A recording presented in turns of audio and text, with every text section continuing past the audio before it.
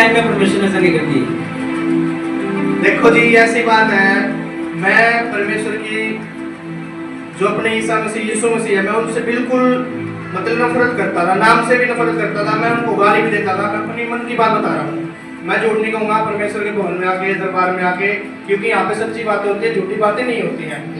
मैं परमेश्वर को बिल्कुल झूठा, ऐसा मक्कार, ऐसा देवता कहता था, कमजोर देवता कहता था। अगर कोई मेरे सामने कहता था, मैं अपने देवी देवताओं से ऊपर किसी को नहीं मानता था।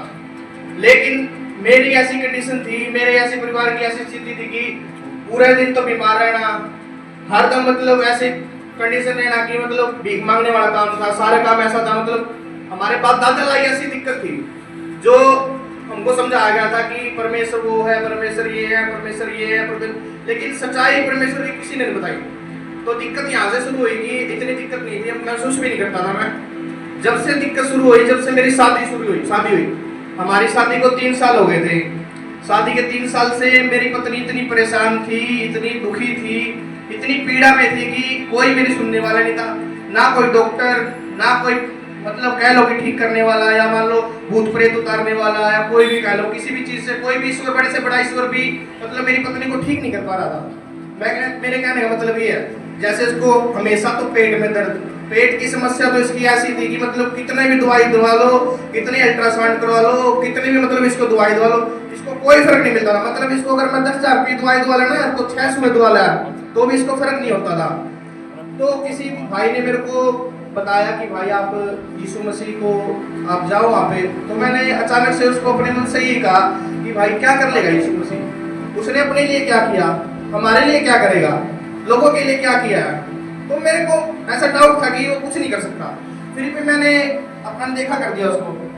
तो क्या हुआ कि जब ज्यादा ही दिक्कत हो गई कि कोई समझ में नहीं आ रहा, इसको इतना पेन हो गया कि अगर मैं चर्च में ना जाता ना संडे को, अगर किसी के बताने के बाद, तो मेरी पत्नी आज यहाँ पे जिंदा नहीं होती, ऐसी कंडीशन थी।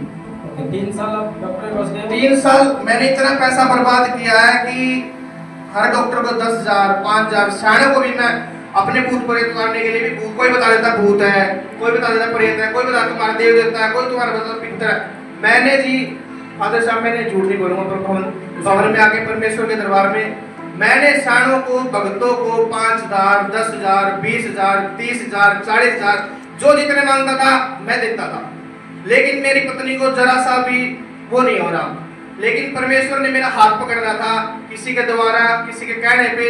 मैंने एक बार परमेश्वर पे विश्वास किया, मैं किसी के बताने पे मैं फादर साहब के पास गया चर्च में विश्वास करके कि मेरी पत्नी ठीक हो जाएगी, जबकि इसकी ऐसी कंडीशन थी कि ये बिल्कुल न मरने वाली थी। पिछले संडे आए थे शाम को चर्च खत्म होने के बाद। तो इसकी ऐसी कंडीशन थी कि अगर मैं फादर साहब के या ईश्वर के भवन में ना लेकर जाता तो आज मेरी पत्नी मेरी आंखों के सामने ना ही होती, क्योंकि सभी जगह से मेरी आशाएं टूट चुकी थी।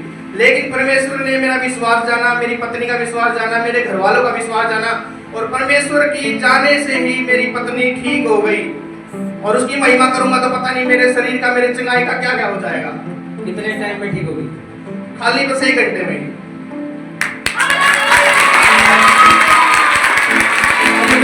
हालेलुया, आमीन। और आप लोगों के सामने बोल सकते हो। आपको प्रॉब्लम क्या थी? प्रॉब्लम जिसको ना, एक तो ना शरीर में जैसे लकवा हो जाता है ना, लकवा मतलब शरीर को लकवा ना, सुन हो जाना सारा शरीर ऑटोमेटिक इसका सारा शरीर तो सुन हो जाता था। ऑटोमेटिक इसके पेन में ऐसे यहाँ से लेके यहाँ तक ऐसा पेन होता था जैसे कोई खा रहा हो, जैसे कुत्ता होता है ना, मांस को नोच लेता है, वैसे होता था। और सिर में ऐसा हो जाता जैसे हम लोग को थोड़े मारते हैं ना, सिर में थोड़े मारने लग जाता कोई, ऐसा पेन होता था इसको लगातार। जब ये आए ये बोल रहे थे 3 साल से इसको ऐसे ही पेन था। हाँ, इन्होंने बोला कि मेरी पत्नी ने बोला है या तो मेरा इलाज करवा दे, नहीं तो मैं मरने जा रहा हूँ। और ये मरने का सुसाइड भी वो करती थी, अटेम्प्ट करती थी सुसाइड का, मरने का।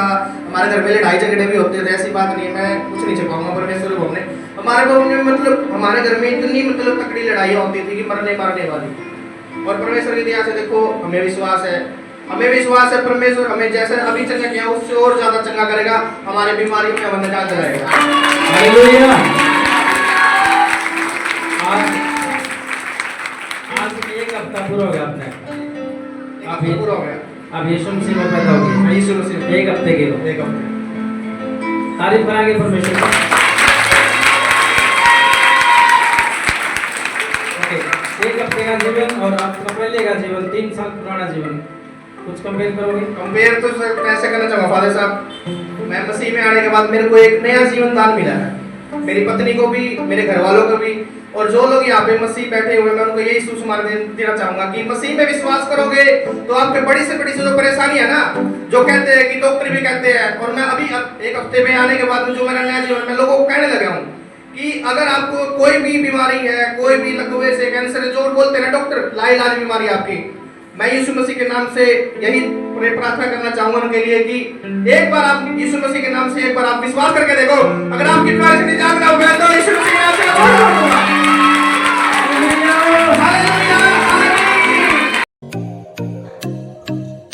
अगर आप परमेश्वर के गहरे वेदों को परमेश्वर के दास के द्वारा जानना चाहते हैं तो हमारे YouTube चैनल को सब्सक्राइब करें, साथ ही बेल आइकन के बटन को प्रेस करें ताकि और ऐसी नई वीडियो सबसे पहले आपके पास पहुंचे।